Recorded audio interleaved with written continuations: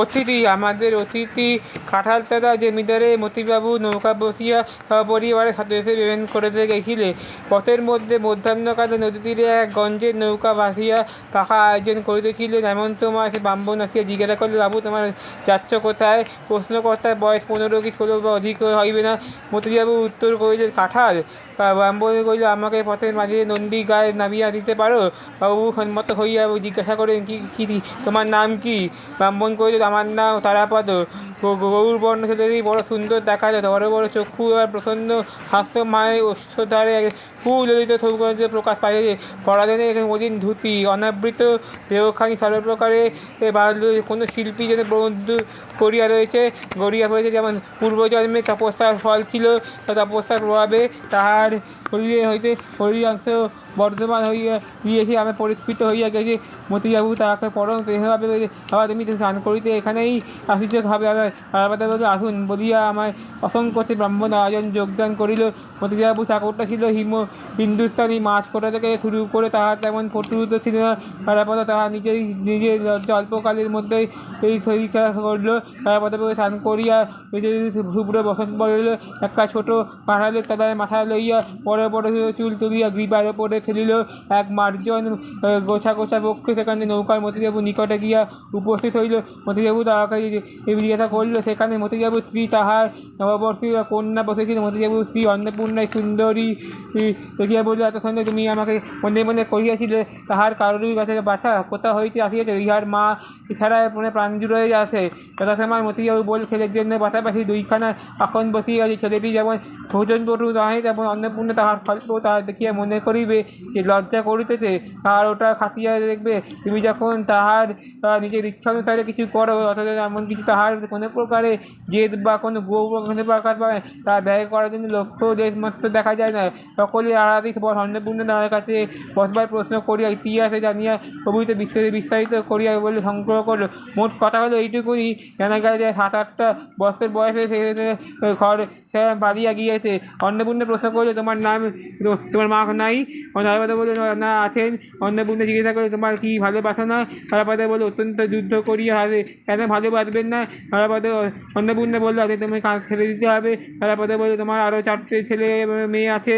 অন্নপূর্ণা বলল, এই অদ্ভুত ব্যতীত করিল, ও মা তুমি সে কথা কী করে বললে? আমি 5টা আঙুল আছে যে ত্যাগ করা যায়। তারাপদের বয়স অল্প, কিন্তু তাহার ইতিহাসে সেই পরিমাণ সম্পূর্ণ। ছেলেটি সম্পূর্ণ ন্যূনতম তাহার পিতামাতার চতুর্থ পুত্র ছিল। শৈশবের পিতৃহীন এই সন্তানের ঘরে তারাপদ সকলেই বলল, আজকে আদরের ছিল মা, ভাই বোন, পাড়ার লোকেরা নিকটে হইতে যে অজস্র উৎসব করিত। এমন সময় বলল, মরিলেও বালকে সেখান থেকে বলল, আজকে বেদনা করে এমন গৃহত্যাগ করিবার কোনো কারণ নেই। সে সর্বদা চুরি, গাছের তেমনি ফল চুরি করে গিয়েছিল লোকেদের, তার চতুর্গুণ ফলে এড়িয়ে গেল। সে বলল, পরিচিত গ্রামবাসীদের মধ্যে নিত্য নৈমিত্তিক হইতে পারে, কিন্তু আর পরিচিত হইতে পারে না। স্বামীজি অকরণ চিত্ত গ্রামে ছড়িয়া পড়িয়েছে। সকলেই খোঁজ করে তাহার মা তাহার গ্রামে ফিরিয়া আসিল। তাহার মা বক্ষে চাপিয়া ধরিয়া ধরিল, অশ্রু জলে আর্দ্র করে তাহার বোনও কাঁদিতে লাগিল। তাহার বড় ভাই এই পুরুষ অভিযানে বছর আমি তাকে মৃদু রকম করিবার চেষ্টা করিবে, অনুতপ্ত চিত্ত বিষয়ে প্রশ্রয় দিতে দিল। পাড়ার লোকেরা বলিল, কিছু বন্ধ, এমনকি তাহার জন্ম নক্ষত্রগুলি তাহাকে গৃহহীন করিয়া চলে। যে দেখিতে পারে নৌকা রান্না করিতে পারে, গ্রামের মধ্যে দূরে সেখান থেকে আসিয়া আশ্রয় লইয়াছে, বেদনা করিয়াছে। আশ্চর্য, আজকে আমি অজ্ঞাত পৃথিবীর স্নেহহীন ভালোবাসা চিত্ত অশান্ত রইল। তারপরে এইখানে আত্মস্বর্গ এবং সেই লোকে গ্রামের লোকে তাহাকে আশায় পরিত্যাগ করিল। প্রথমে যে গ্রামে যাত্রা করিয়াছিল, অধিকারী যাহার পুত্র নিবেশ মোহ করি বলে আজকে আমি প্রিয়প্রাপ্ত হইয়া ওঠে, এমন করিয়া তার অধ্যাপন বিশেষ পরিপূর্ণ। যখন বলল আজকে আমি তাহাকে, সে বলল, একদিন কারুই করিতে হইবে না। সে বলল, আর সন্তান পাওয়া গেল।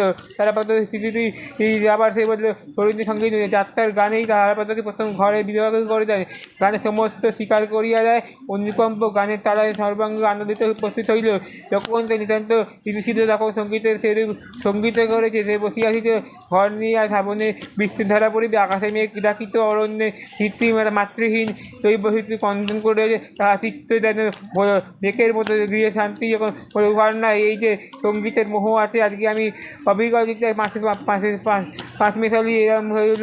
আজকে তাহার বক্ষ পিঞ্জা তাহার মধ্যে প্রিয় করিয়া সেইখানে পাখি কিছু কিছু গান শিথিল করিয়া এবার একদিন প্রত্যুষে উড়িয়া চলে গেল।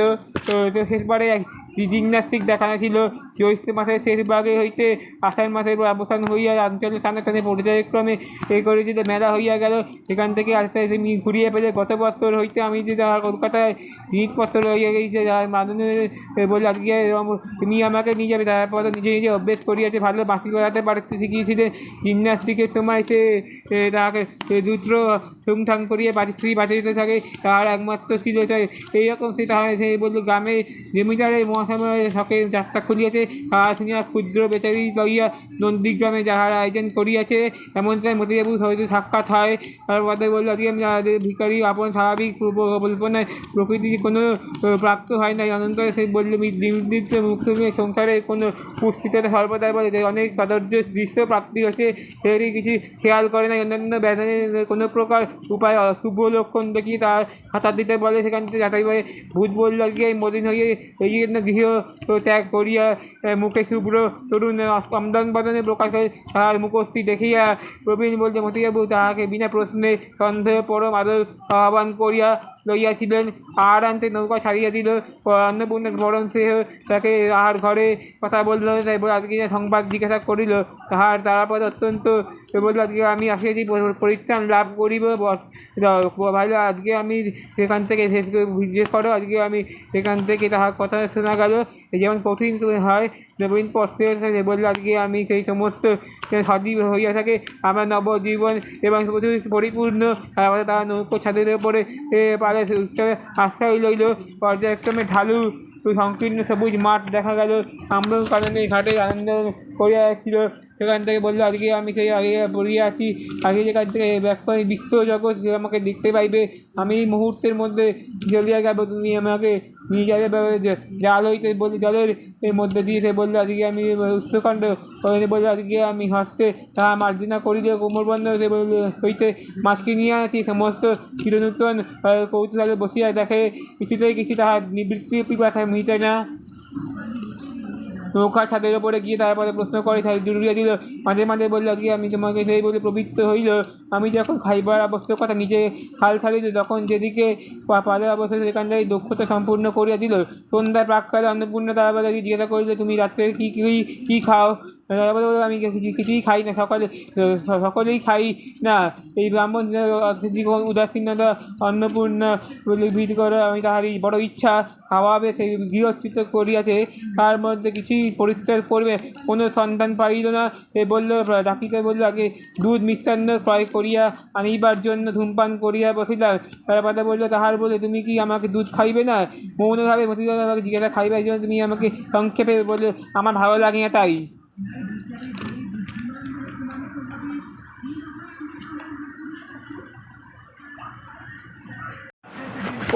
আমাদের অতিথি কাঁঠালতলা জমিদারে মতিবাবু নৌকা বসিয়া পরিবারের সদস্য বেবেন করিতে গেছিলে। পথের মধ্যে মধ্যাহ্নকালে নদী তীরে এক গঞ্জের নৌকা ভাসিয়া পাকা আয়োজন করিতেছিলেন। এমন সময় সে ব্রাহ্মণ আসিয়া জিজ্ঞাসা করল বাবু তোমার যাচ্ছ কোথায়? প্রশ্নকর্তার বয়স 15 কি 16 বা অধিক হইবে না। মতিবাবু উত্তর করিলেন কাঁঠাল। ব্রাহ্মণ কহিল আমাকে পথের মাঝে নন্দী গায়ে নামিয়া দিতে পারো? বাবু সম্মত হইয়া জিজ্ঞাসা করেন কি তোমার নাম কি? ব্রাহ্মণ কহিল আমার নাম তারাপদ। গৌর বর্ণ ছেলেরই বড় সুন্দর দেখা যায়, বড় বড় চক্ষু আর প্রসন্ন হাস্য মায়ের ওষ্ঠধারে সুললিত সৌন্দর্য প্রকাশ পাইছে। পরাধীনে মলিন ধুতি অনাবৃত দেহখানি সর্বপ্রকারে কোনো শিল্পী যেন বন্ধু করিয়া রয়েছে যেমন পূর্বজন্মে তপস্যার ফল ছিল, তপস্যার প্রভাবে তাহার শরীরে হইতে শরীরাংশ বর্ধমান হইয়া গিয়েছে, আমি পরিস্ফুট হইয়া গেছে। মতিবাবু তাহাকে পরম স্নেহভাবে আবার তুমি স্নান করিতে এখানেই আসিতে হবে। আসুন বলিয়া